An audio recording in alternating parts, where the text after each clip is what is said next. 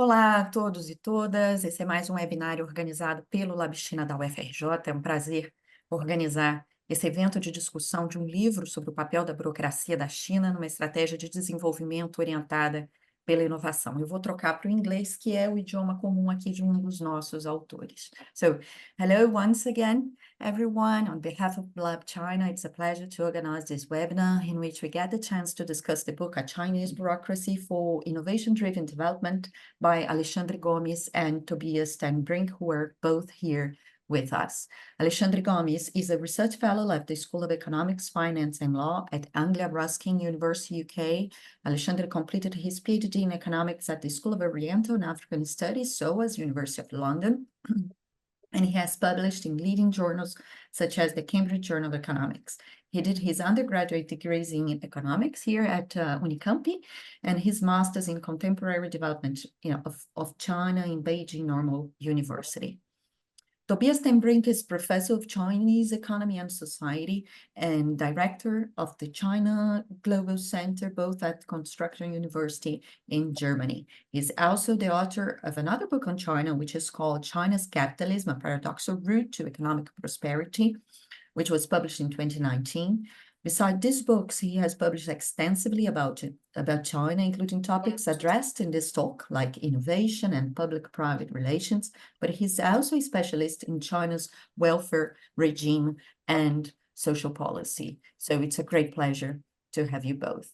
We also have three commentators who have worked extensively on China: Professor Esther Majerowicz from Universidade Federal do Rio Grande do Norte, Professor Giorgio Romano from Universidade Federal do ABC, and myself, Isabela Nogueira, from Universidade Federal do Rio de Janeiro.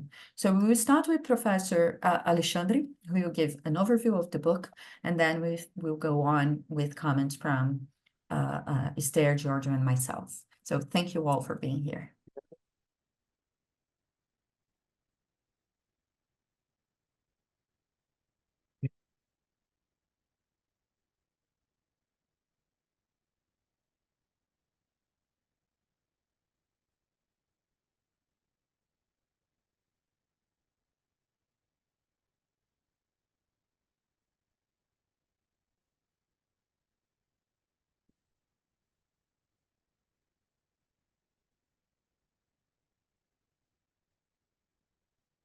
Alexandre, the floor is yours. Can you see the presentation on the screen? Yeah. And I have to tell you when I need to skip, right? Yeah, unfortunately. Yeah, I'll have to skip it for you. Okay, no problem. Okay. Okay, so thank you, Isabela, for your very kind introduction. So today I will introduce our recently launched book called Chinese Bureaucracy for Innovation-Driven Development, ? So this is the outcome of years of research made in Bremen, Germany, under the sponsorship of the DFG, that is the German Research Foundation. So I started this research in late 2019, and Tobias had been working on similar topics such as innovation platforms, and innovation intermediaries, even before that, including fieldwork in China prior to the pandemic. So this is really the result of our joint efforts on this topic. I think you can go to the next slide, please. Yeah.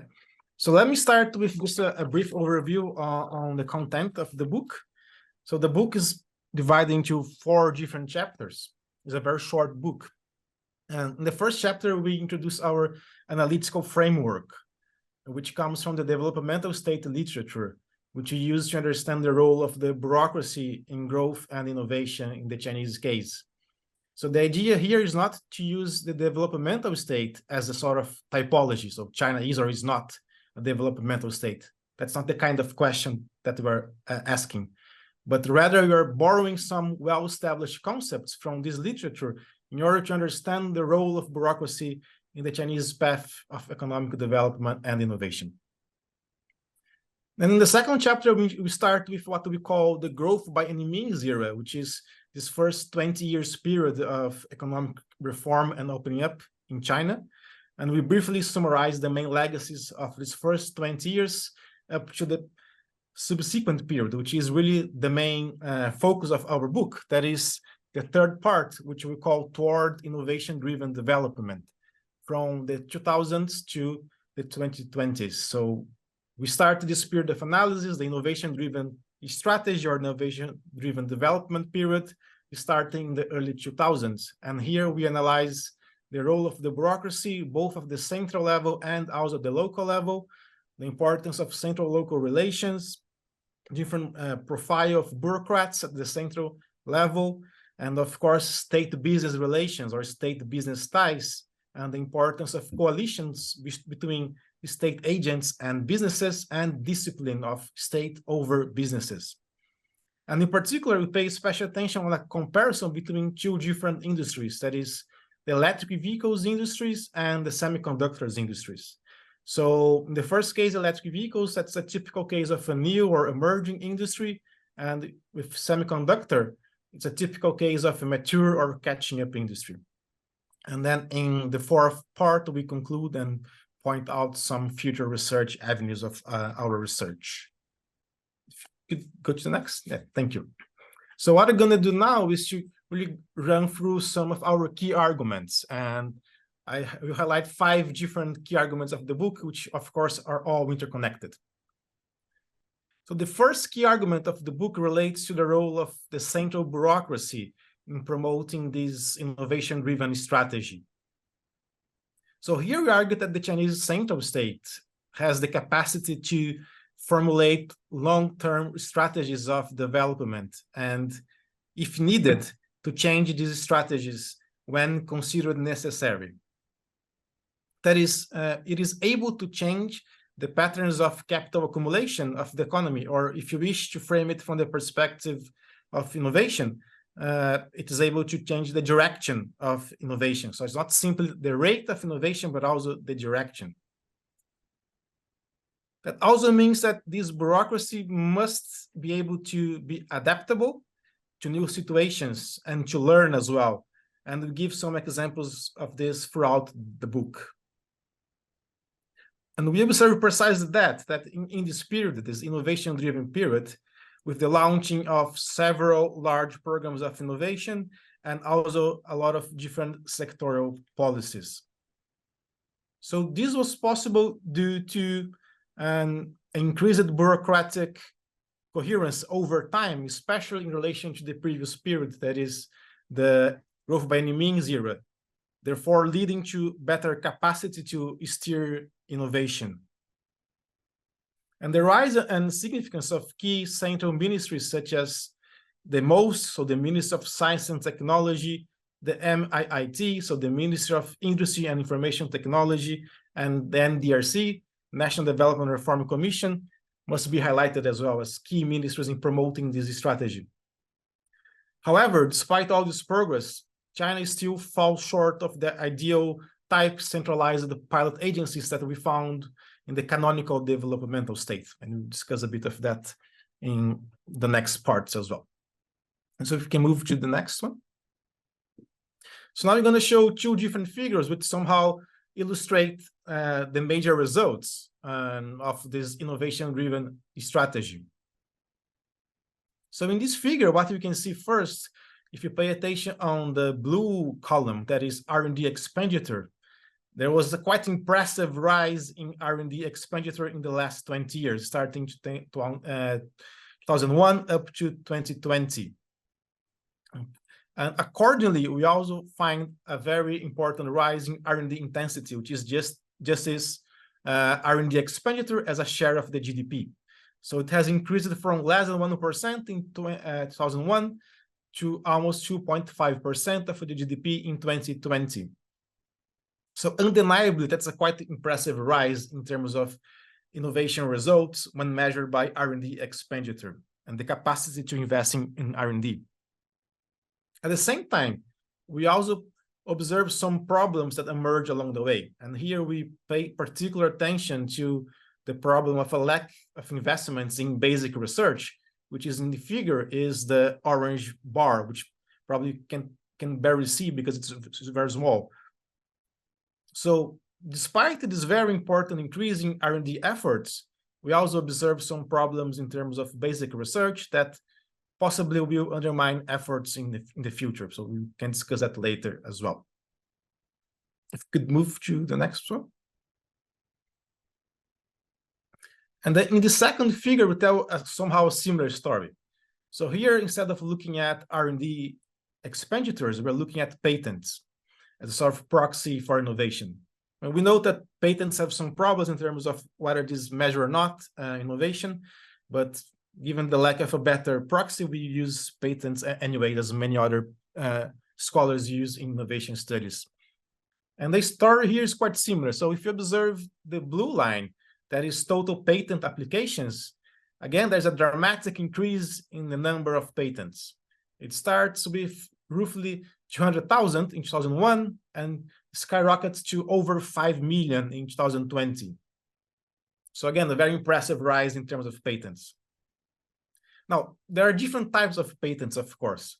And if you pay closer attention on invention patents, which normally is considered more important in terms of innovation, that's the orange line, we see that the increase was not as impressive as the blue line.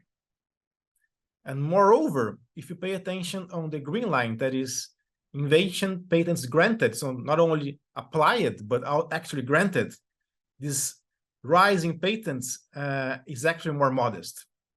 So the final figure for 2020 is only 10% of the total patent applications. So similar to the previous figure, we observe undeniably a rise in innovation activities, but we also pinpoint some problems that emerge along the way, and we discuss that throughout the book. We can go to the next one. And some of these problems are related to our second key argument, that is the role of local states in this process of innovation-driven development. And here we argue that local states are still very important and very active in the promotion of innovation strategies and the promotion of industrial policies and investments in S&T. So S&T stands for science and technology. So they play a key role in policy implementation, and they are still very active. And here we contrast our interpretation with what I believe is the dominant view in the West right now, that is that there's a process of centralization in China, especially under Xi Jinping, that has somehow diminished the leeway and the autonomy of local states.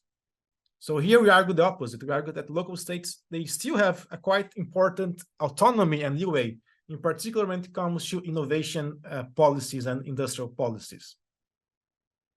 Another way to support this argument is by having a look at the data of budgetary expenditures, both total expenditures, but also in particular to the allocation of S&T funds. So if you pay attention on the blue line in this figure, that is the central government share of budgetary expenditures, this has decreased from roughly 35% in 2000 to roughly 15% in 2020. Conversely, what we observe in the orange line, that is the subnational government share of budgetary expenditures, is an increase from roughly 65% 20 years ago to roughly 85% now in 2020. So in terms of budgetary expenditures, local states have actually become more important, not less. And we find a similar trend when it comes to S&T, science and technology funds. Again, central government allocation of S&T funds have become less important over time. That's the gray line in the figure. And local government's share of S&T funds have become more important over time. That's the yellow line in the figure. And this is also connected with different evaluation criteria in which local officials are assessed.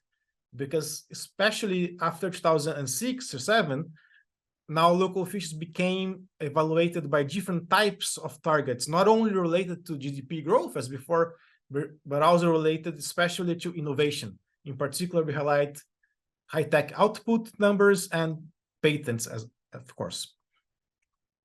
If you could skip. Now, the problem that we highlight is that although we observe this rise in the share of expenditures, this was not matched by an important increase in local revenues. So that has created a local fiscal mismatch between revenues and expenditures at the local level. So it's a fiscal gap here. Now, this is not a fiscal problem itself, but it's a problem in the sense that it creates a system of incentives for local bureaucrats to search for quick and secure sources of fiscal revenues. And in particular, it imprints a sort of short-term mindset in local governments, therefore creating a sort of ambiguous incentives for local officials. And we give some examples in our book. For example, there is the necessity of supporting indigenous innovation, that is, support and nurturing domestic companies. At the same time, there's also the incentive to attract large-scale investments from multinational companies.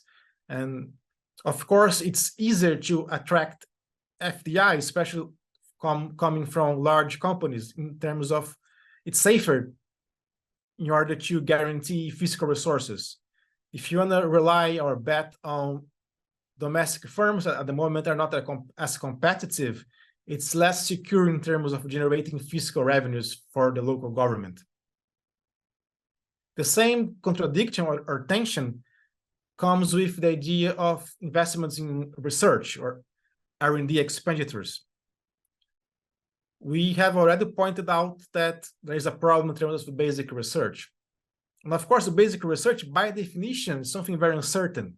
And this uncertainty means by investing in basic research, you don't know when you're going to able to amass a large amount of fiscal revenues stemming from basic research. It's much more secure to invest in applied research, which you can commercialize quite quickly. And then you start to observe as well why, although R&D expenditure have increased a lot, basic research has not increased that much. So it makes more sense from a local perspective to invest in the commercialization of applied research instead of investing in basic research, which is much more uncertain. There's a similar logic with the type of patents local agents apply. You can apply to any type of patents, but as you know, some patents have a very low innovation power, so to speak. And that explains as well why we have observed a skyrocketing number of patent applications in total. But when you have a look on inventions in particular, which tends to be more innovative, the number is substantially lower. And a key topic that is presented throughout the whole book is this tension between long-term orientation of the central bureaucracy on the one hand. So the central bureaucracy formulate long-term strategies of development, but at the same time, local agents have a shorter term in relation to the central bureaucracy. So this tension explains a lot of what's going on in China in the past 20 years. Can you skip? Yeah. And that leads us to our third key argument. Now we move to the importance of state-business relations, and in particular, the importance of coalitions or state-business ties and discipline of state over business. In relation to the first point, coalitions, what we observe in the past 20 years is very close state-business ties and emergence and institutionalization of different types of consultative mechanisms between state bureaucrats, businesses, S&T organizations such as research institutes, innovation platforms, and universities in order to better promote the information exchange, specifically in relation to industrial policies and innovation. And I'll give a couple of examples as well in the book. So I have quite strong state-business ties between state and business. But if that's the case, we also have to analyze the forms of discipline that the state exerts over business. So how to make sure that businesses, when receiving support from the state, will deliver what was promised or considered as the most important by the state. And here we observe a lot of a large array of bureaucratic measures and regulations, specifically the selective use of tax breaks and also fiscal subsidies with the objective of pegging technological upgrading to fiscal benefits. And soon I will illustrate that with a figure for electric vehicles. But the idea is the more sophisticated you are, you can keep receiving subsidies. If you don't manage to upgrade technologically, we stop giving you subsidies. So that's the main rationale here. So much of these new science technology policies and R&D subsidies, they try to guide the investments of the economy towards innovative sectors, and in particular, high-tech manufacturing. So again, the idea of directionality. So try to drive the direction of innovation in the country and try to drive the direction of investments. So this is really attempts to guide the sectorial profile of investments in the economy. If you could go to the next, Isabel.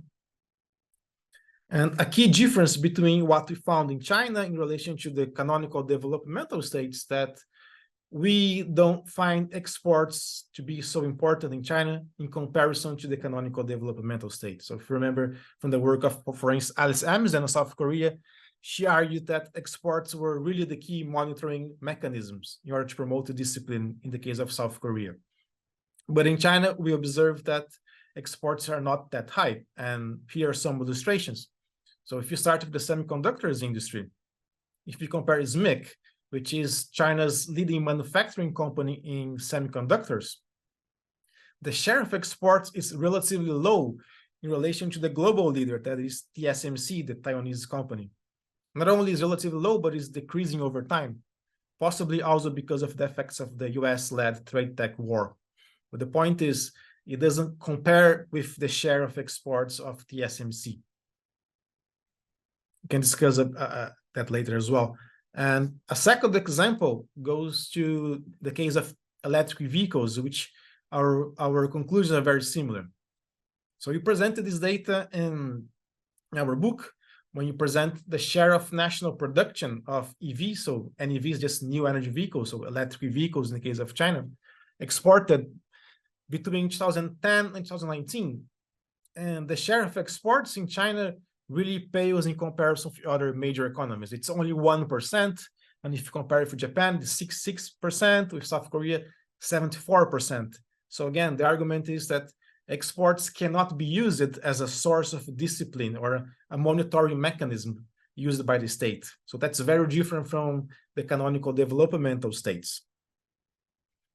Now, this data is a bit old now because it ends 2019. So what have we been doing in the past few years is to update this data and try to observe what has happened, especially in the past 2 years. And that is because I think everybody has heard about the rise of exports from China in terms of EVs, especially to Europe and other countries. And the most recent data I got from 2022 and 2023 shows that indeed there was a rise in exports. So in 2022, almost 11% of the total production of China has been exported, and in 2023, 13.4%. So indeed, there was a rise in exports. However, it doesn't compare with the numbers we found in Japan or South Korea or even the United States, for the sake of the argument. So still, despite of the increase in exports in EVs in the last 2 years, this figure is still relatively low. And what's more, we have to consider that the top exporter in China is actually Tesla, so an American company. So if you exclude Tesla, that's the final column in this table on your right-hand side, the total number of exports is even lower. It's below 10%. So for 2023, the share of exports was 9.4%. So that's if you could just skip once. Yep.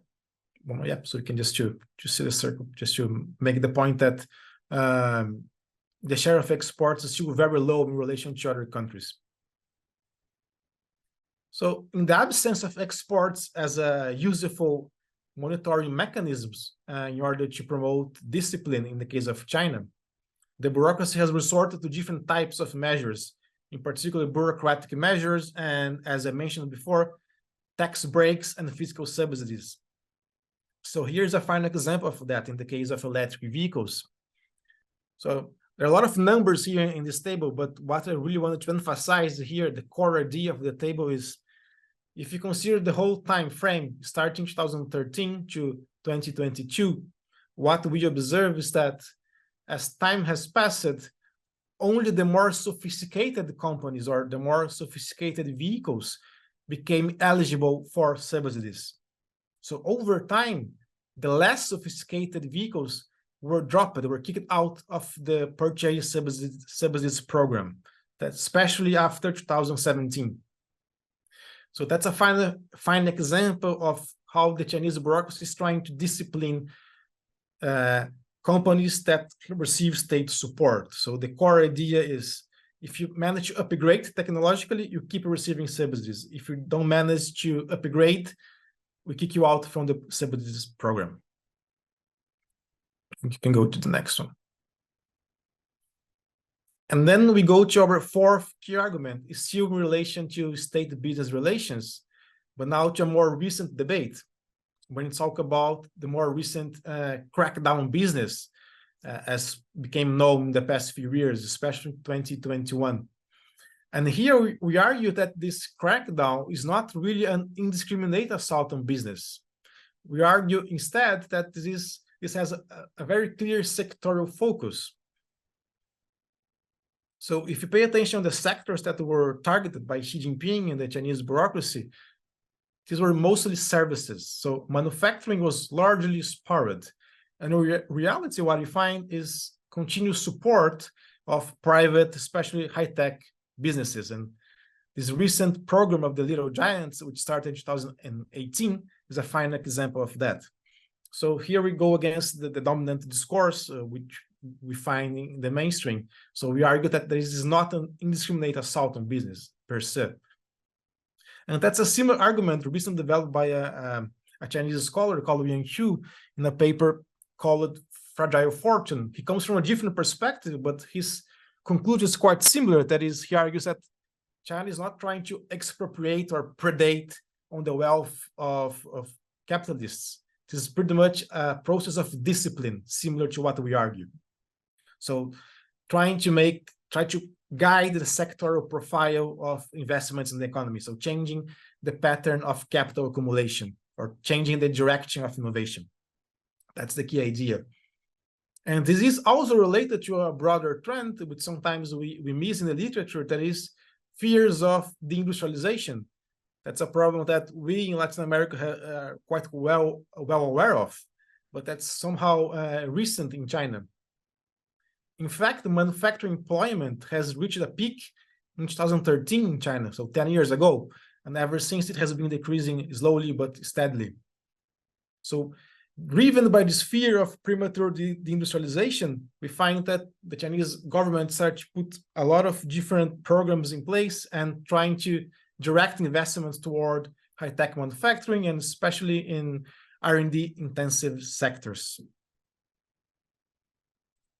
We can skip this one.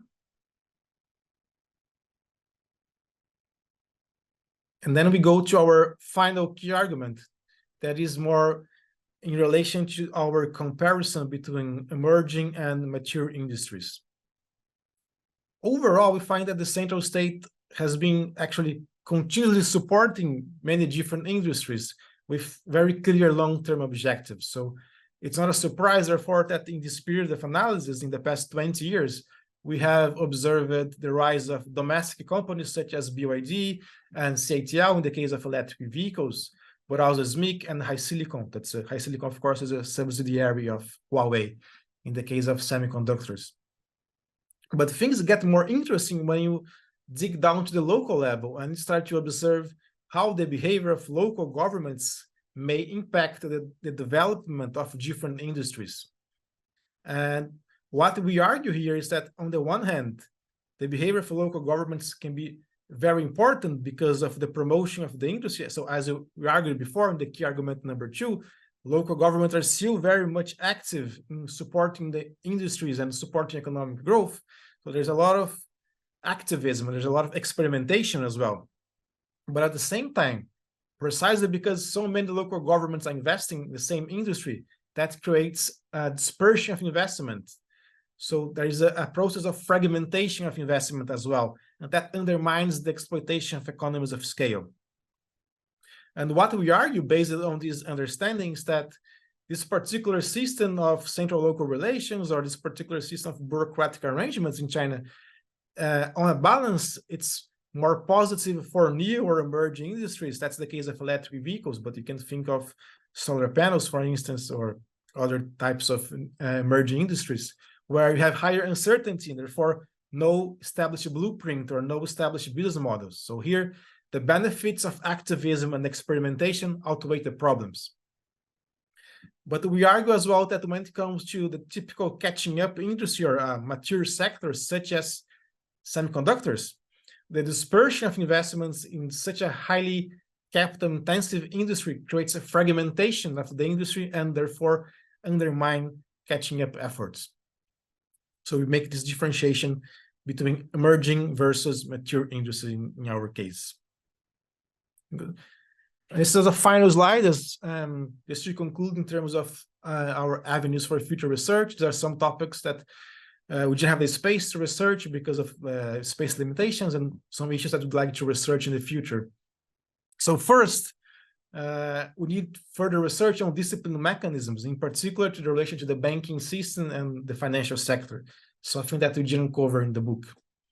Would be interesting as well to analyze other industries, both emerging and mature industries, in order to reinforce our conclusions, in particular the last final key argument. We did include state-owned enterprises as well in our argument, so that would be important to include that. The same goes for FDI, so the relationship between foreign and domestic capital, which is very important, and we touch upon in the book, but very briefly. As the geopolitical environment evolves, it's also more important to pay closer attention on the effects of the US-led trade and tech war on China, and in particular in the semiconductor industry. Also, it's important to pay attention on the labor market. So the process of job polarization that possibly is happening in China right now, and also on labor as a sort of political force, that is something we don't discuss in the book. And finally, it would be important to make more systematic comparisons with other late developers. So we do make some comparisons with Brazil, with Vietnam, Mexico, here and there in the book, but we would like to make some more systematic comparisons in the future. I think that's it for now. Thank you, Isabela, and thank you, everyone. Alexandre, thank you so much for this clear, rich, and stimulating presentation. It's really, we were talking about this before, in this moment of polarization on Chinese studies everywhere, in Europe, in Brazil, everywhere. It's very, very stimulating to have a rich, rigorous research based in which we can have a deep discussion. So thank you so much for being with us and for the presentation. So I give the floor to Esther Majerowicz to make her comments.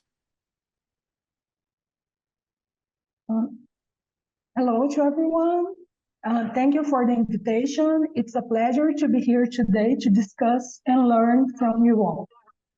I think the book brings an important contribution in discussing the changes and reforms in the bureaucracy and states apparatuses in service of a strategy of innovation-driven development. The book also brings important data regarding the Chinese industrial system, its strengths and weaknesses. Importantly, also, the authors examine the higher weight of multinationals in this industrial system relative to other development experiences, although it does not mention the higher weight of Chinese state enterprises. In as much as the planning system and its contradictions, particularly between local and central governments, are deemed the central or relevant explanation for China's performance in semiconductor industry relative to the EV industry. However, I'm not fully convinced. In dealing with the semiconductor industry, as they mentioned, a major and consolidated industry, there is no discussion about the semiconductor productive system being a productive process that is technologically organized as a network with deep international fragmentation and division of labor, involving some of the most complex productive manufacturing process in existence. Moreover, an international technological system largely controlled by the US. As a latecomer, China has not built yet the technological capacities to be unhindered by sanctions and property rights over the most complex and sensible parts of production. Moreover, no country currently masters all these productive processes. It appears to me that more relevant in explaining the performance of China in the industry in comparison with the success of other latecomers, the canonical developmental states used as benchmarking for the book, is not the centralized, decentralized dichotomy of planning, but two central facts. Other successful latecomers initially benefited from technological transfer from the US. And you mentioned several cases in which the state participates in the development of the semiconductor industry. You mentioned in the US, but you also mentioned the ie-ufrj case in Taiwan and the IMEC role in UV technology developed by ASML. But in both these cases, there were technological transfers from the US. And this is neglected. And also, either Taiwan or both Taiwan and South Korea, they were able to develop strategies of specialization by fully integrating the international division of labor and excel in particular processes. That's the case of Taiwan in a stage of production that is manufacturing, but also design, and South Korea in a type of semiconductor, namely memory. For instance, when analyzing SMIC performance relative to TSMC, that is, its lagging position, even though with significant advancements in process technology, the book claims that the lack of progress in EDA tools and fabrication of capital equipment seriously limits the prospects of catching up with industry leaders, in this case in manufacturing, you were analyzing. But see, that's not a hindrance in itself. TSMC is at the technological frontier in manufacturing, but Taiwan is not a major player in EDA tools and semiconductor manufacturing equipment. It has become a weakness or hindrance for China to develop in manufacturing because it was cut from having access to the most sophisticated parts of the semiconductor international productive system.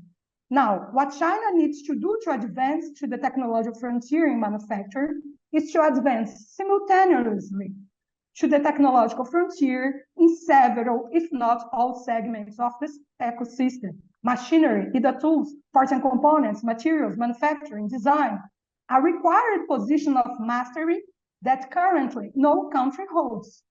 Hence, different from other latecomers, China cannot count with a strategy of reaching the frontier and specializing in key selected subsectors, types of products, or stages, such as Taiwan. What's being faced by China to catch up in semiconductors is unprecedented, as virtually, if sanctions are effective, what's being asked for China is to replicate the whole international ecosystem at the frontier endogenously. And for that, certainly there will be, in some degree, a need to disperse investments, as it must march forward in different fronts of the ecosystem to achieve the frontier in manufacturing. This is an Herculean task that was not required from other latecomers to catch up.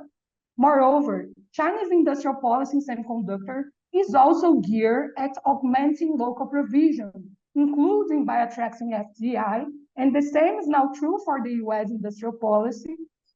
So attracting FDI and indigenous innovation is not a contradiction given by the mismatch of goals at different scales of government, but it's a contradiction described in their own design at the central level due to the particularities of the challenges China faces in this industry.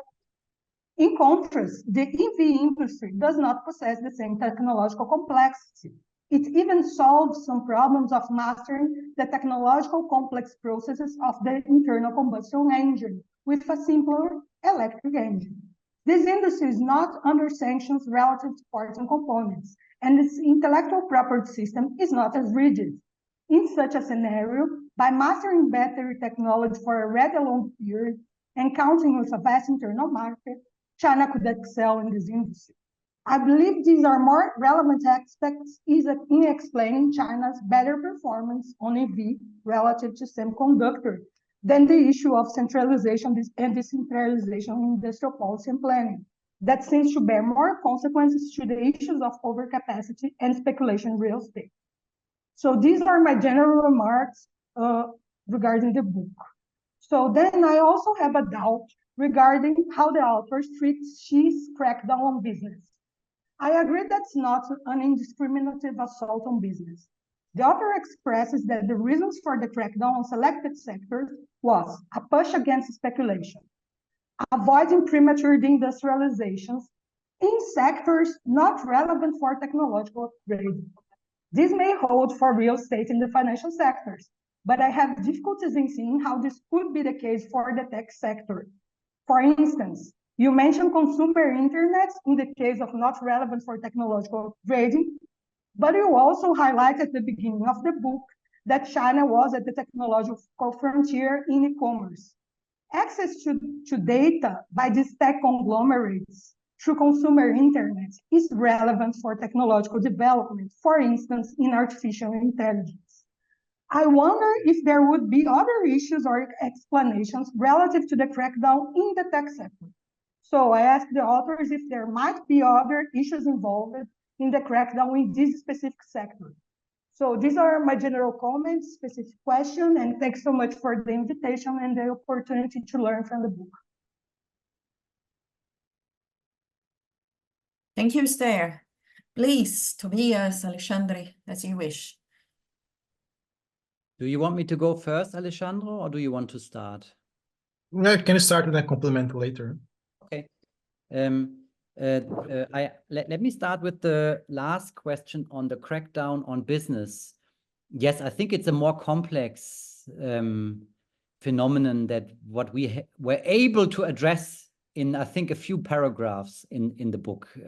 Yes, there is an issue indeed, I would say, of who controls data on the mainland. Yes, in fact, there is an issue with big tech firms which maybe are not in line in all dimensions with what a party state wants. And therefore, I guess that is something that we do not address at all in the book, but is of course important for understanding this so-called crackdown.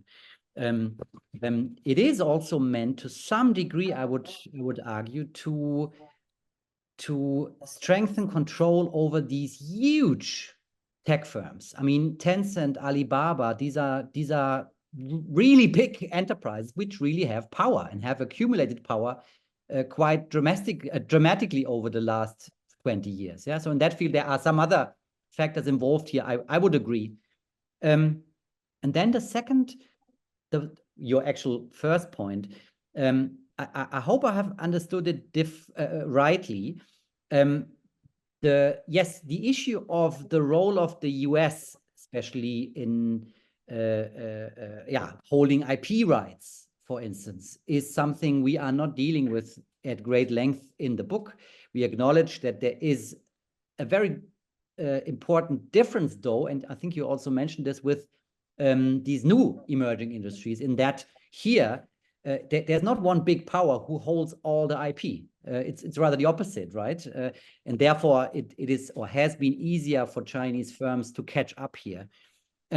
But I guess the aim of the book was not to argue that China is about to very soon overtake the US in this field. I think this is not what we wanted to say, but rather our analysis wants to show that with the help of all these instruments that Alexandre has introduced in his presentation, have helped a relatively backward economy some decades ago to indeed catch up and overtake the rest.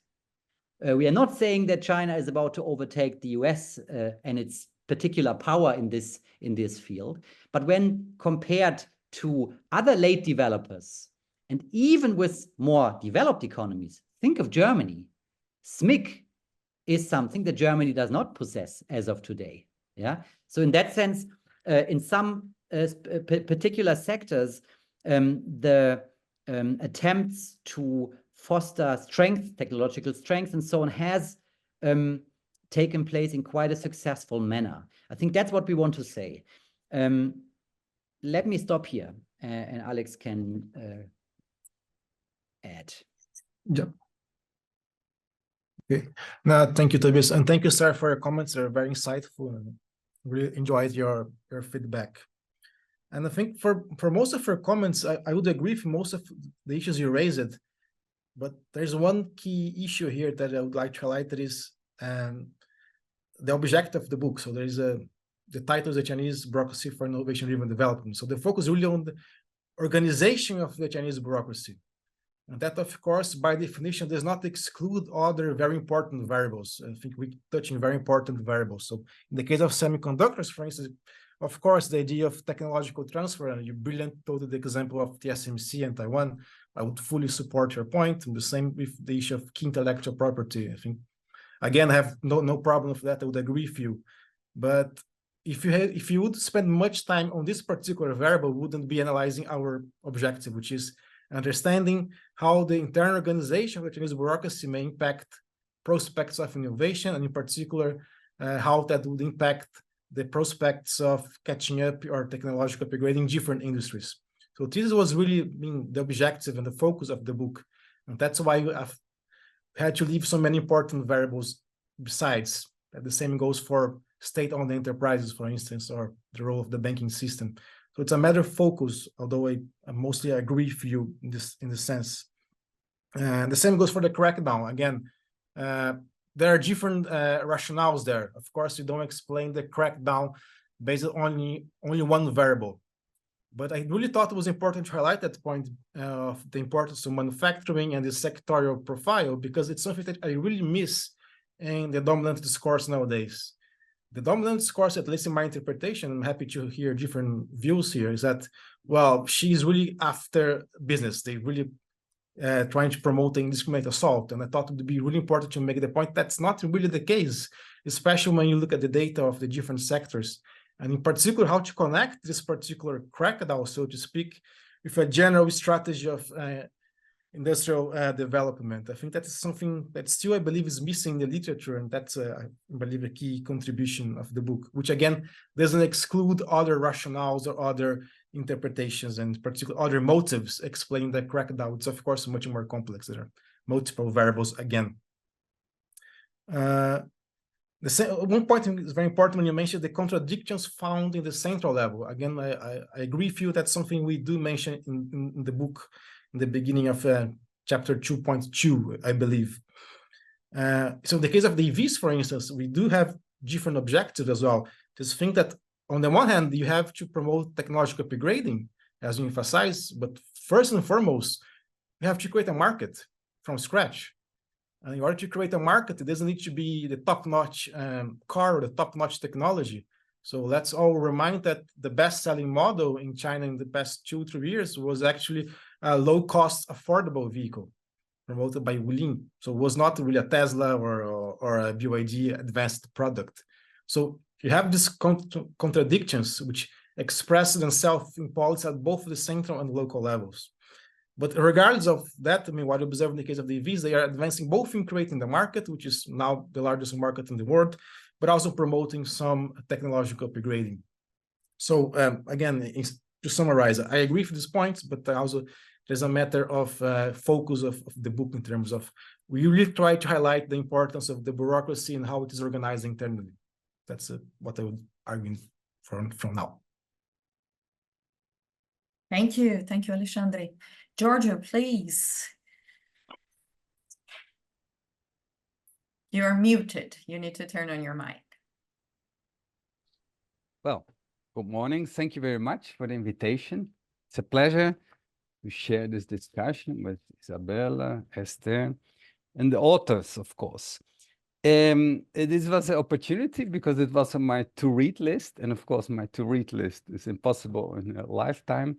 So I was forced to really read it, and I enjoyed it a lot. It's fascinating literature. It's compact, it's dense, it's very focused on this issue of bureaucracy, which is fundamental for any Brazilian who really wants to get out of the periphery. That's the issue. We launched a new PAC, and the Acceleration Growth Plan. 22 of January, we launched a new industrial policy. And Mariana Mazzucato, on the same day, published an article in our financial paper, Valor Econômico. And the article has one sentence, which for me is exactly where the book is about. She said that if Brazil had to advance, to really make it happen, because ideas are there, we are aware that where we have to go. But she said, for this strategy to work, we need a parallel agenda to transform the state. And I guess this sentence was not understood by our friends in Brasilia, because this is really difficult. So reading this book, you have this, you know, I was all the time thinking about these, of course, these problems in Brazil. Okay, so I had like 10 pages of comments, and then Isabela said that I didn't have 2 hours. So I reduced it to 4 pages, but still, I mean, these are all doubts and just saying, so I'm not really, it's some points to raise discussions. I've not really very specific contributions, let's say. So first, there's a new word in my vocabulary, de-exotization. So you say you want to, this idea of China, very special, very difficult to compare, to understand, etc. And that's very interesting. Maybe that's also why you use only once you refer to Guangxi, for example, which sometimes it's, you know, considered to be very important to understand how it works in practice, etc. But maybe you went a little bit too far, because you really presented just, you know, we're analyzing just a developing country. But I think there is something special, which is the Communist Party. And so I think that although you mentioned it sometimes, I really felt, you know, it's not just, okay, we just call it a party state and then we do it if it's a normal development state. So I think that is an issue that we have to, you know, explore more to really understand how things work and the capacity to guarantee a long-term, you know, coherence, etc. You say, yeah, there is long-term coherence in the elite. Yes, of course. That's the definition of the rule of the Communist Party. But anyway, so yeah, this book is important, a comparison with other emerging countries, although it's always very tricky, of course, but it becomes clear, it's visible, the innovation-driven, the bureaucracy strong capability to promote innovation, the bureaucratic learning, the elite unity, long-term perspective, and the decentralization governance and experimentation. So this is all becomes very clear in the book, how this all is interrelated. And then, but you have this very positive view of, okay, there are positive things, but it's not perfect. You completely, with this book, you avoid any, you know, emotional views on pro-China, contra-China, which is now very strong in Europe and in the United States, etc.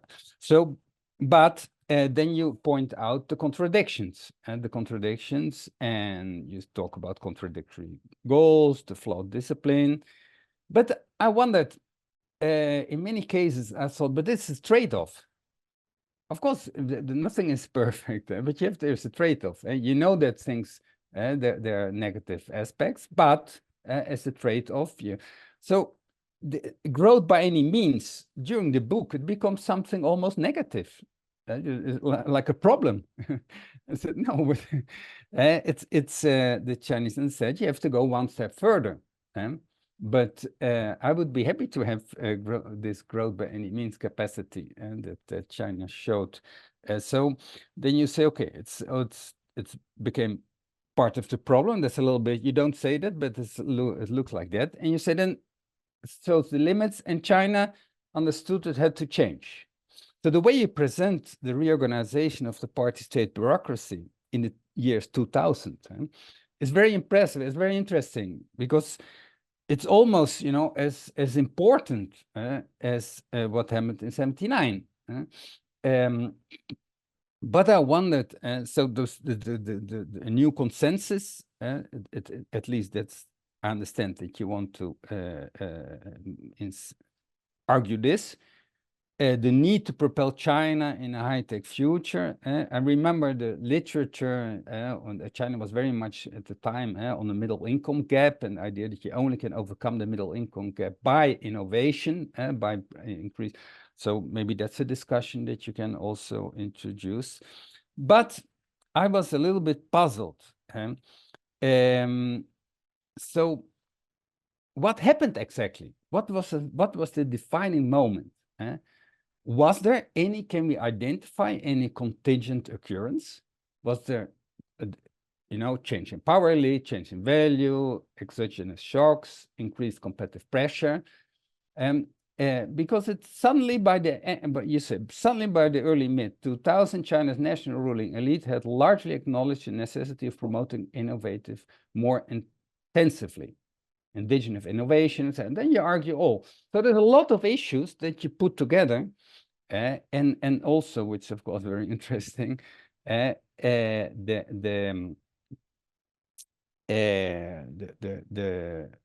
issue of the international environment, the changed, etc.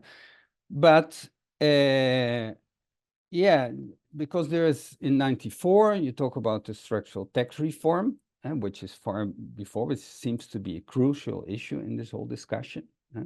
But I wonder if we can, identify, some more because there are a lot of little issues, like industrial policy moving to the center, and then you look at key figures. So you have persons who had a very active role.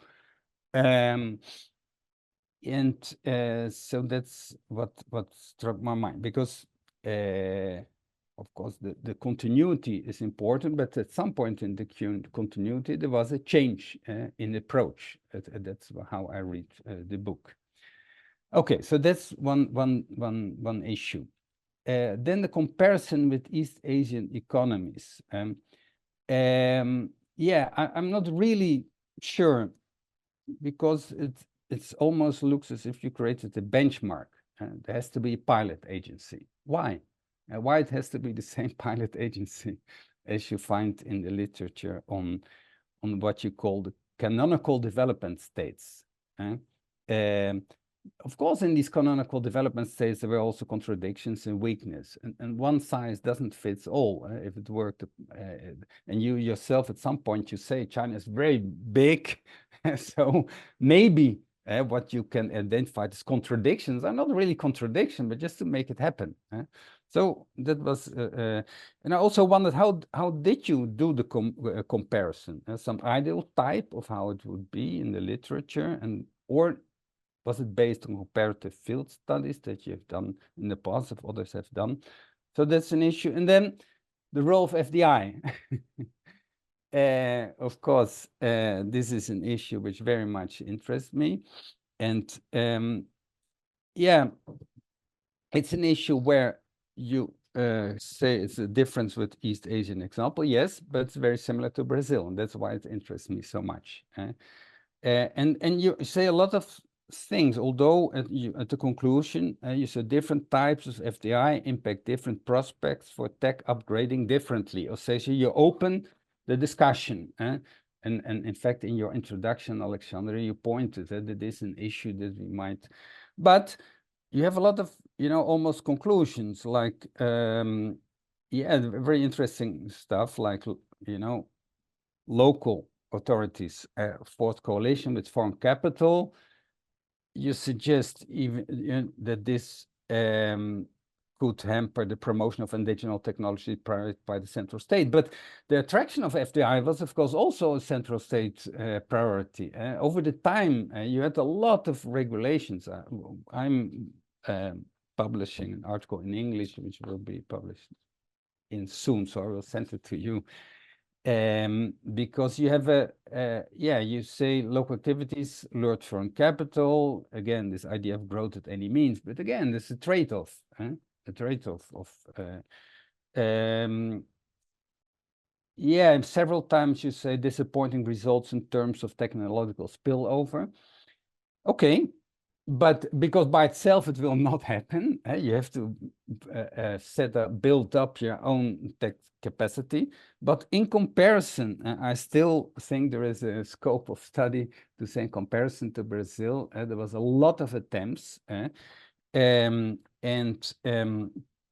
to try to make, to try to steer the foreign direct investments to national objective goals.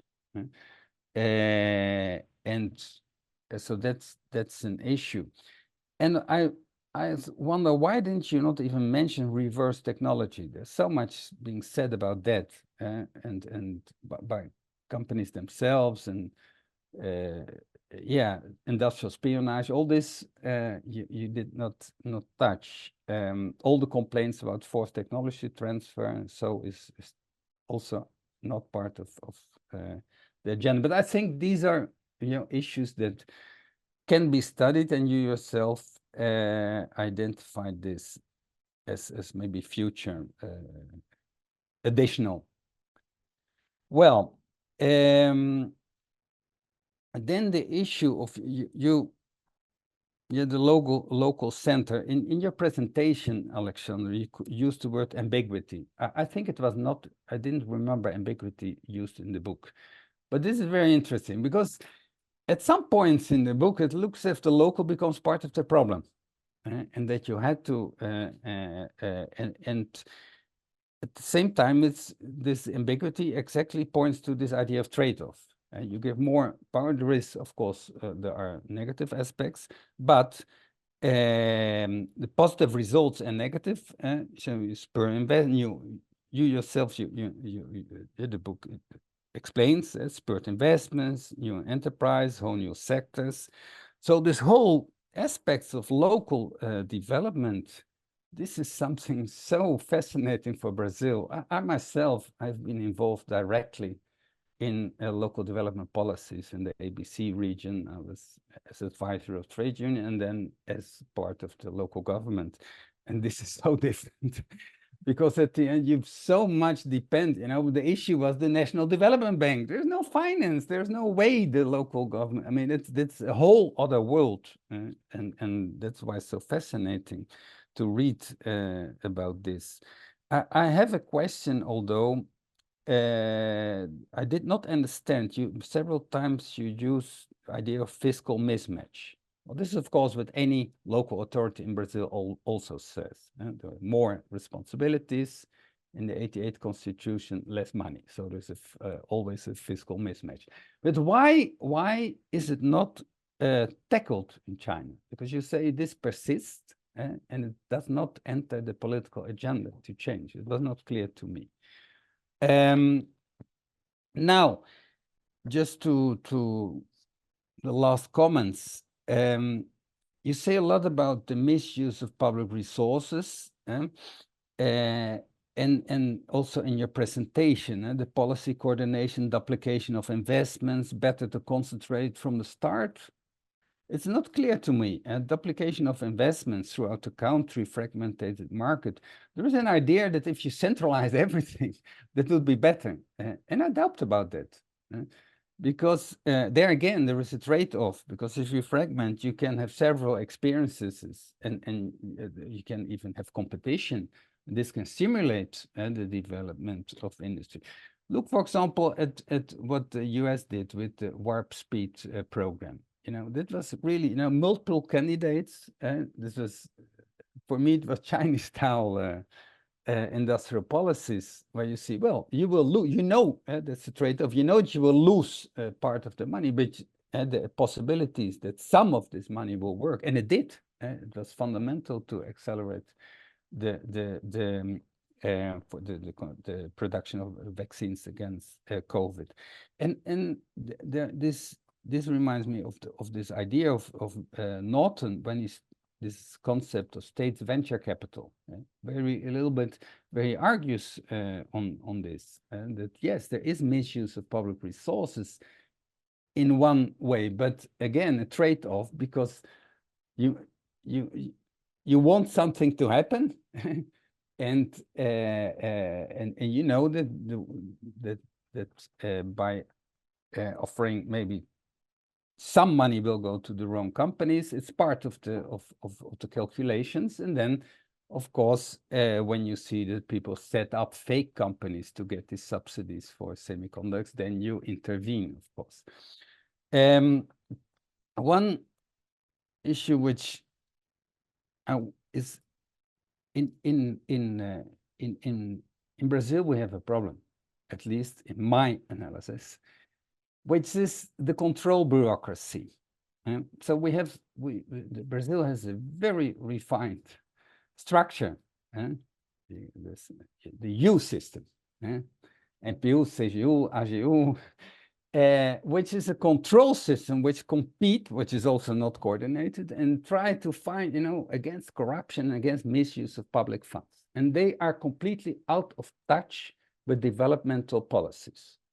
So they really, they're happy when they can stop some project, and we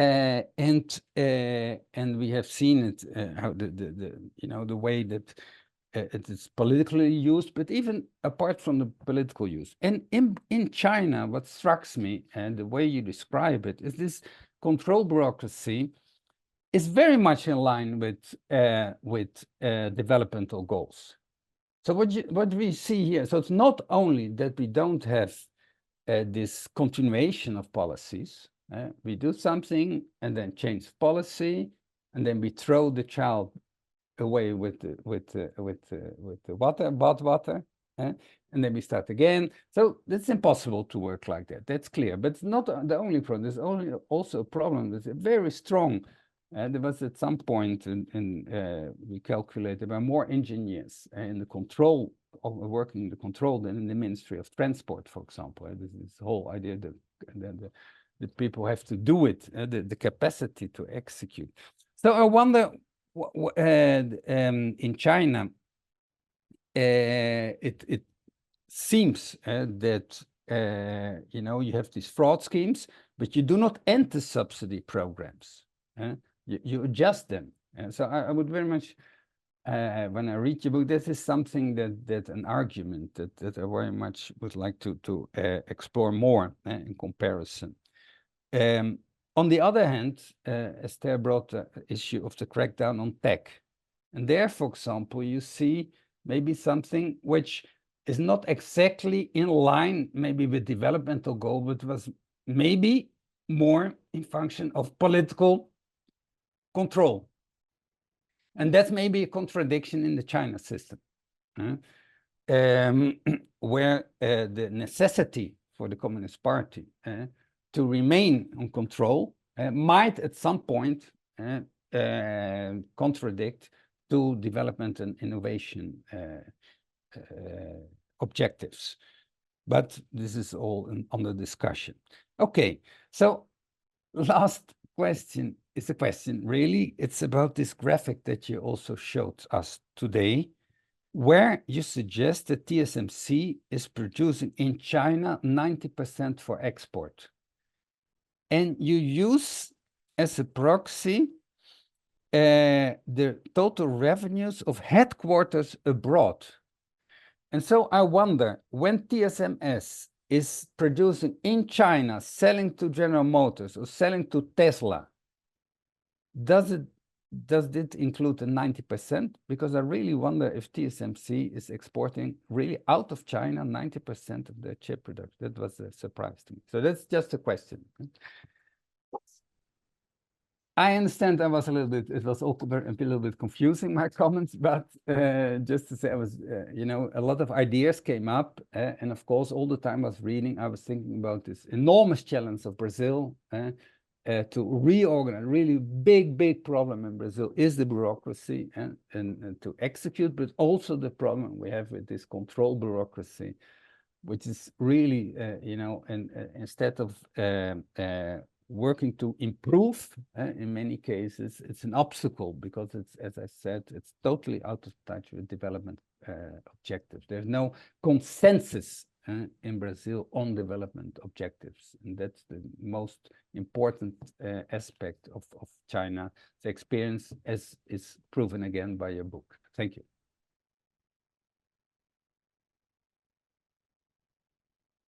Thank you, Giorgio, for this Brazilian perspective of the book. Great. Looking forward to the comments from Tobias and Alexandre. Okay. I can start with some comments and then Tobias can do it. Yeah. Okay. So thank you, Giorgio. Thank you for your comments and for your careful reading and for all your feedback. It's great to hear from you. Very insightful as well. So let me start. I will address some of your issues. Also, hopefully I don't know if I can address all of them, but let's see what you can do. So let me start from end. So the data about TSMC, it's not TSMC in China, it's TSMC elsewhere. So it's not factories in China. So TSMC in Taiwan mostly. And that's, again, why the data is not so surprising, right? I'm talking about a small island, so mostly be exported. Now, SMIC is SMIC in China, so because that's where the plants are. Just a clarification. Yeah?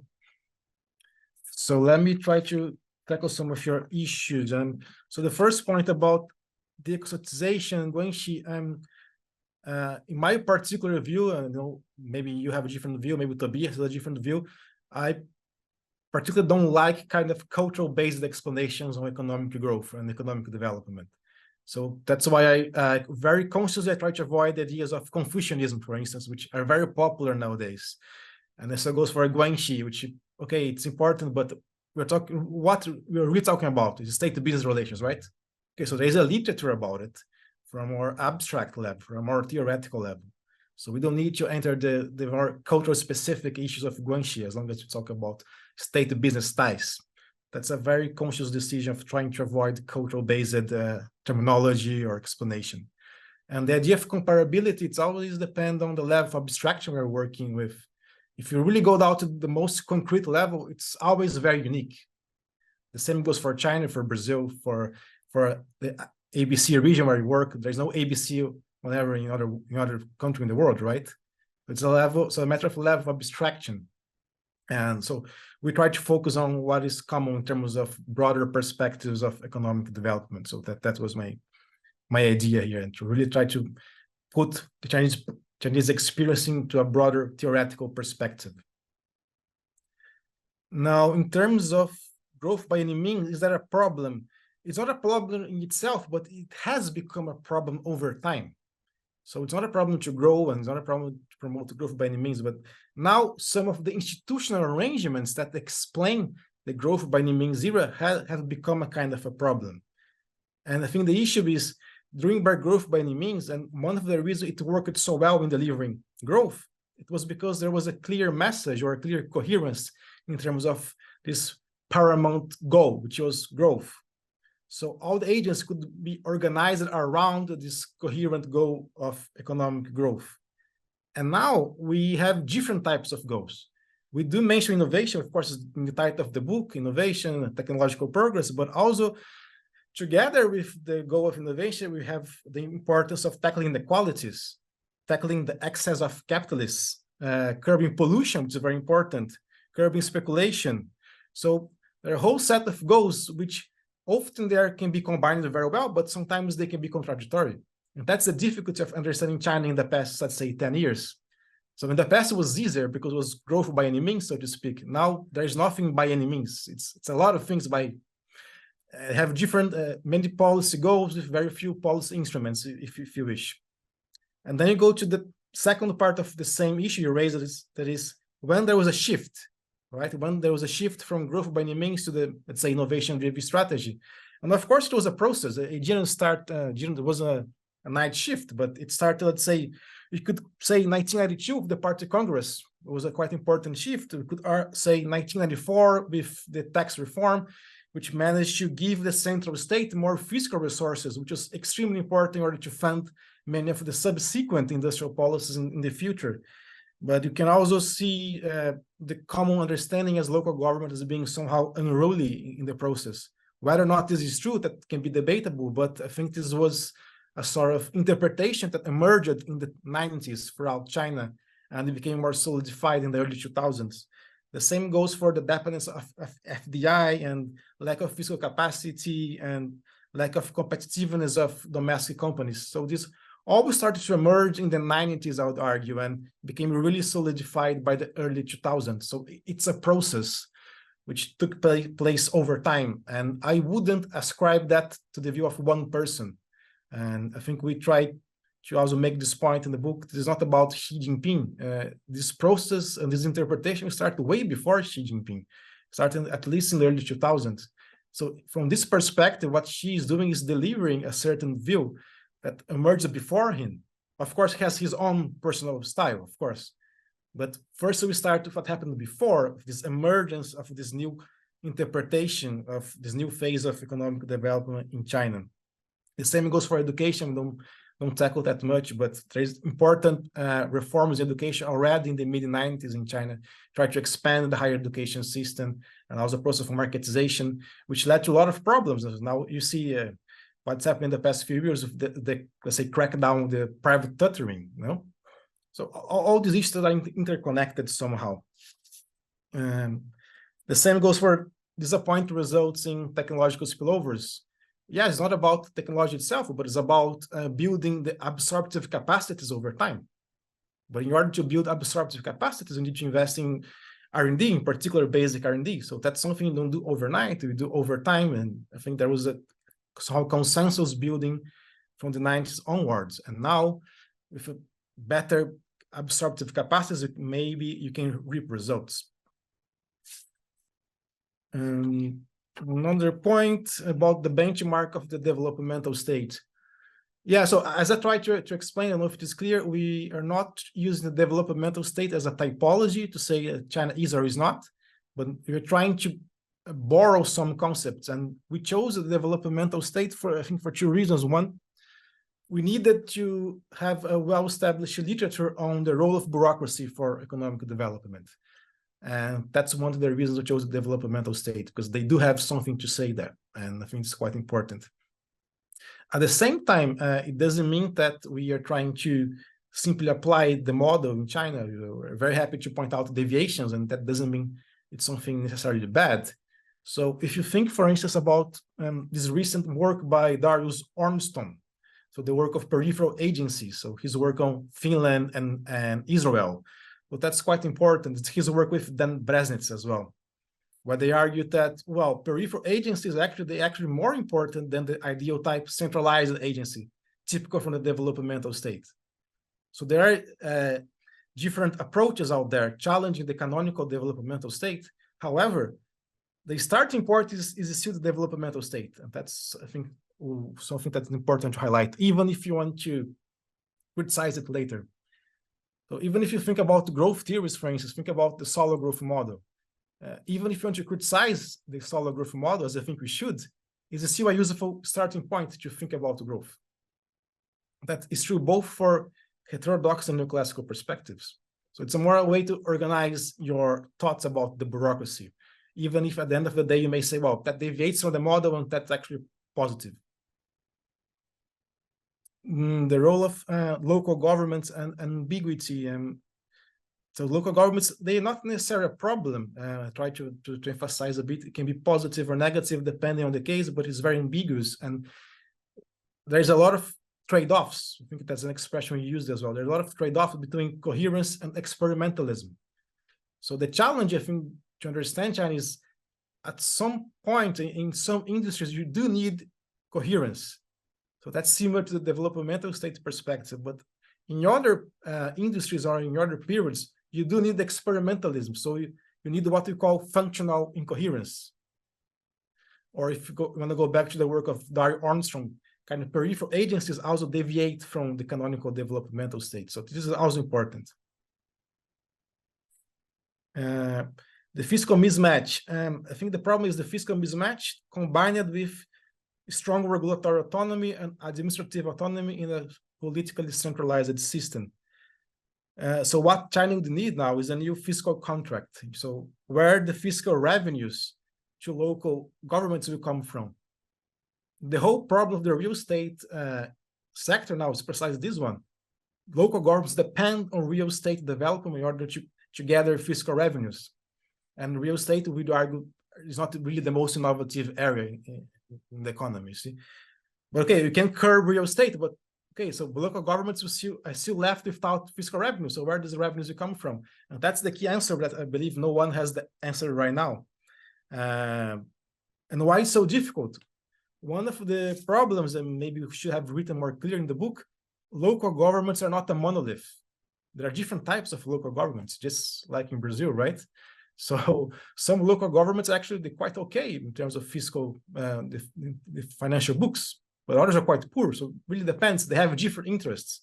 So this is something quite similar to Brazil as well. I mean, think about all the debates on the tax reform in Brazil. I think there are similarities with China. That it's very difficult, as you know, to come up with a new, say, tax or fiscal contract or arrangement for the whole nation. Let me see. Point about corruption and EVs. Yes, that's again interesting comparison for Brazil. So they did find out corruption in the EV cases, and what they tried to do was precisely to adjust instead of just kill off everyone and destroy the industry and destroy the national companies, right? They tried to adjust. That's very different from what we did in Brazil when corruption scandals emerged, right? I believe that's a quite interesting comparison. And the key point, coming back to our key argument number one, is you must have a lot of clarity in terms of your long-term objectives. That's what enabled China to keep the industry and try to adjust the program instead of just destroying everything. So there's clarity in terms of what are the long-term objectives and the developmental aspirations of the country. That's enough to address it. Maybe I can pass the mic to Tobias, and maybe I can come back later if I forgot anything. Thanks, Giorgio, for your points. This was really interesting. I think we are kind of running out of time. Therefore, I really keep myself to one point, which is what is maybe distinct about China. Maybe it's not Guanxi, because we find Guanxi all over the world. Yeah, so this is not really particularly Chinese, I would argue.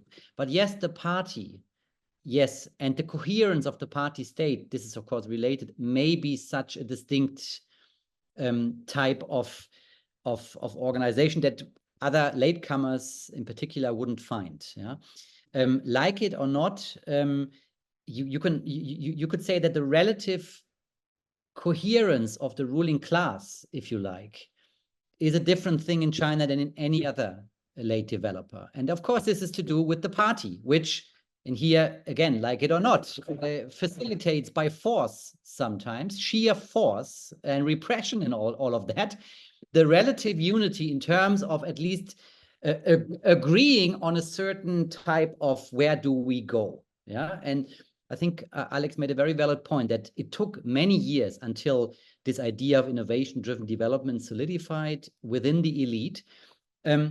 What the party can do now, it's relatively strong, I would argue, these days, yeah, is I'll give you two examples which are directly related to our book theme. Number one, just lately, last fall, Fujian provincial governance was tasked by the central government to strengthen the attempts to join forces with the Taiwanese, as it is called, to build alliances with Taiwanese companies, which are, of course, especially relevant in Fujian province. And the idea, of course, is, this goes back to Esther's point, that many Taiwanese firms are having some sort of advantage over many domestic Chinese enterprises when it comes to semiconductor technology in particular. But there are also other industries involved here. I think you wouldn't find many countries where you kind of task one provincial government to do that and then they would follow. I mean, it's only the beginning of a process, and research needs to be done on whether this works out. But this is one example. Another example is, I don't know whether you heard about this one. When it comes to electric vehicles, there has now been an official national alliance formed by Beijing, which is there to develop so-called solid-state batteries. So this is a form of battery which promises greater energy density and thus can or could greatly extend electric vehicle driving range. The Japanese are very advanced here in this sector, and they have now built a national alliance. And by the way, this also then resembles the national consortia that the Japanese organized in the 1980s, for instance. And of course, to arrange this, what they do here is they bring arch rivals to one table. So CATL and BYD, for instance. The other government members are, of course, the Ministry of Industry and Information Technology. So this is the MIIT, one of the rising stars, if you like, when it comes to central level bureaucracies. And by the way, Fagai the National Development and Reform Commission is not actually part, as I heard. That's also very interesting. So the kind of intra-ministerial shuffles of power and so on. But so these are attempts, I think. For that, you need strong control over business. You need strong control over politics. You need strong control over other societal actors as well, of course. And I guess this may make China different and distinct from other countries. Thanks. We are really running out of time, but I cannot help myself making a couple of comments. I'm just in the same position as Giorgio. I have here 4 pages of comments, and I'll try to summarize in 2 minutes or maybe 5 minutes. But I think it is a terrific book. It's a very competent research effort, and it's great to see serious research when we have China treated in such a polarized debate. So, and the book had several contributions. I think that from my political economy perspective, you correctly place the symbiotic nature of the relationship between states and market, which is, let's say, a basic thing in political economy, but still so important today. In capitalist development, it is not one against the other, right? Like neoclassical thinking likes to tell us, but how the state helps to create new markets and to spur technological development through innovation, science, technology, and industrial policy. And of course, you have a great research question, how China entered these global value chains from below, from the periphery, and now it's a true technological competitor in several industries. Second, I also think that the book is very inspiring in the sense of showing how bureaucracy is dynamic and how it has changed over time. It's not a monolithic, it's not static, as many times it's treated in the literature. It's not, you say that specifically, it's not a Weberian ideal type, right? But it learns, it makes mistakes, it goes from incoherent behavior to a bit more coherent functioning over time. So that's really, I mean, detailed in your book. I'll try to make here a very short comment on which, from my perspective, is a limitation of your contribution. Alexandre can easily say, well, this is unfair because this is not what I am, like it's part of the variables that I'm not addressing, but still I'm going to argue that this is a methodological weakness of the developmental state theoretical approach in general, which has been called the methodological nationalism by several authors. The fact that mainly it's something that treats bureaucracy as something that is internally shaped and basically forgets all the geopolitics and the global political economy that involves and shapes this bureaucracy over time. In this sense, I think that Giorgio has a great point that shapes the Communist Party, right? How it was forged, actually the ideas that forged these national developmental ideas in the end of the 90s, how it forged the Communist Party in the beginning, its founding in 1920s, and then when it won the revolution in 49, and then how it forges the functioning of this bureaucracy until nowadays. So, of course, you know that, but the geopolitics of Chinese bureaucracy is totally different from what Japan had to face in the 40s, 50s, and 60s. But my argument is that when you don't bring it to your argument, you also don't make the right importance of the global factors that have shaped this sense of continuity, this coherence of this Chinese bureaucracy over time. I'm trying to summarize to try to make it quick, and now I'm starting to mess up on my notes. But this means in concrete terms that, first of all, when it comes to China's difficulties in semiconductors nowadays, and I think that relates to Esther's point in a similar way. we have deep relations with the United States power over global manufacturing network from design, manufacturing, and lithography machines. And this degree of sophistication of control of global manufacturing network is not found in traditional automotive industry or in high-speed trains or in shipbuildings, which were also major industry when China entered. That is to say that there is something about the nature of the semiconductor production in particular that relates to global power in manufacturing, which the US dominates thanks to its networks of allies, and that China is trying to overcome in a very solitary way, right? Second, China emerged in global political arena, and its bureaucracy did the same, with a degree of autonomy that always strikes me that Japan, Korea, or Taiwan never had. You quoted Peter Evans saying that disciplining transnational capital is trickier than disciplining domestic capital. But China disciplined foreign capital in a way that does not find parallel in the history of emerging countries. This is something that also Giorgio mentioned. Chinese bureaucracy imposed obligation to have local partner and to form joint ventures, technological transfers, geographical definition of where such investment should be, many times in remote areas of Northeast and West, protection of local markets for a certain period. How that was possible, right? There were high levels of conditionalities imposed to FDI that are quietly connected to this level of international autonomy that the Chinese state and the Chinese bureaucracy was able to build over time. And right now, once again, I also see the lack of a global political economy to understand the discipline that the Chinese bureaucracy is imposing on some of its own capitalists, right? Of course, the Chinese state is afraid of disindustrialization. There is the technological data control and all of that. But it's also clear that this bureaucracy is striking to try to avoid financialization of Chinese elites and their limits to international financial capital. So this is an essential part of the crackdown that is missing, and big techs are highly financialized, and they've been pressuring for the opening of Chinese capital account.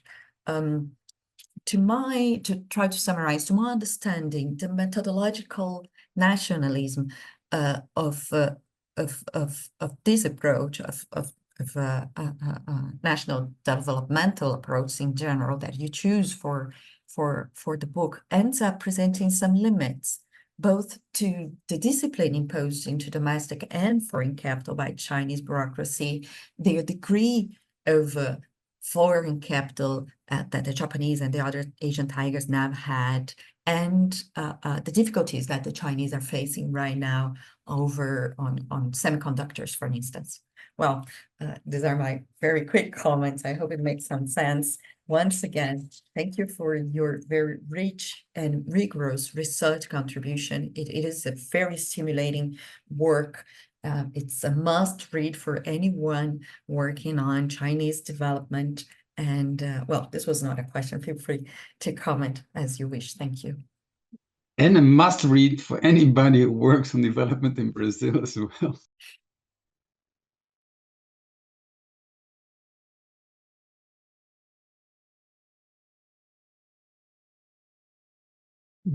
Do you have time to comment on that?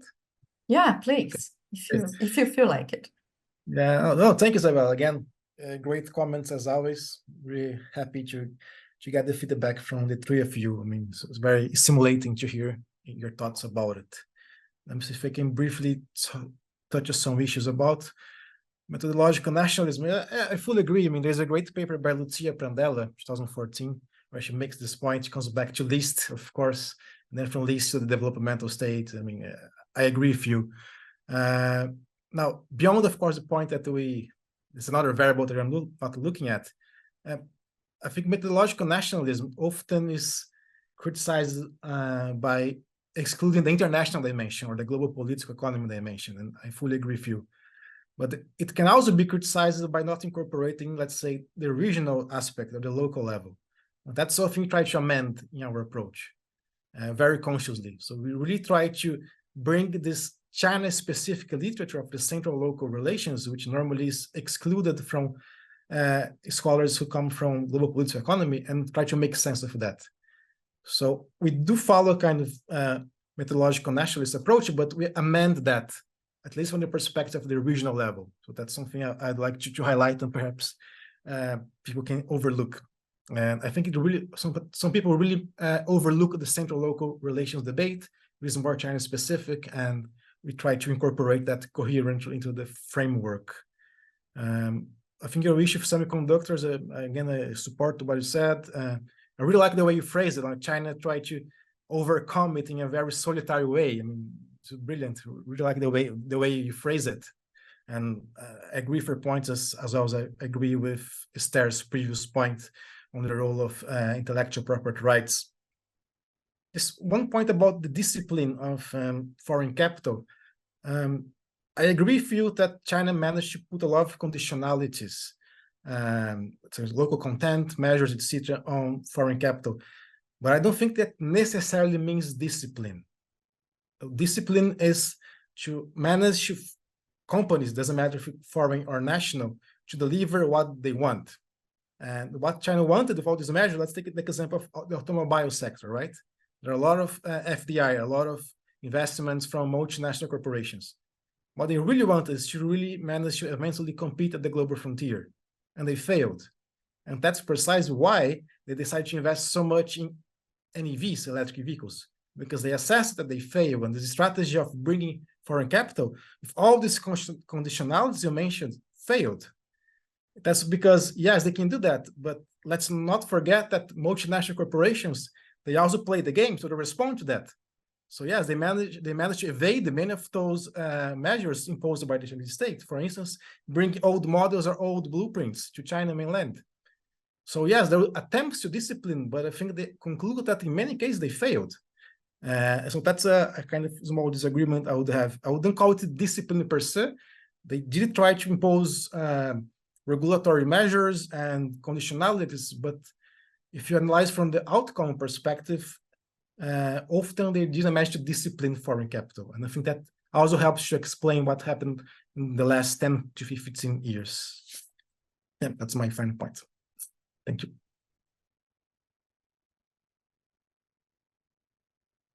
I think I also would only then add another point, and that adds up to what Alexandre just mentioned regarding global factors. I think I agree with everything that Alexandre said, and what I want to add is that, yes, a more full picture would, for instance, integrate in more detail how, let's say, the fear of external threats, so from the 2010s onwards, has motivated Chinese national elites to consolidate its power over society and its kind of rigid focus on supporting high-tech manufacturing.